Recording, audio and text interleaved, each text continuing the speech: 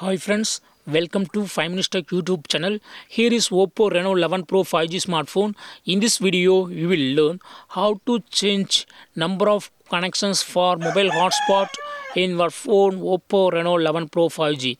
First of all, go to the settings of your phone here, then go to connection and sharing, and here select personal hotspot and click on connection management and click on device connection limit, and maximum device connection can be done up to 10. Okay, if you would like to limit, you can choose from the available options. Okay, from 1 to 10 you can choose. So here just I give it as 4 and click on confirm. So maximum now 4 can be connected to your mobile hotspot. Okay, so in this way you can easily limit number of connections for mobile hotspot in your phone Oppo Reno 11 Pro 5G.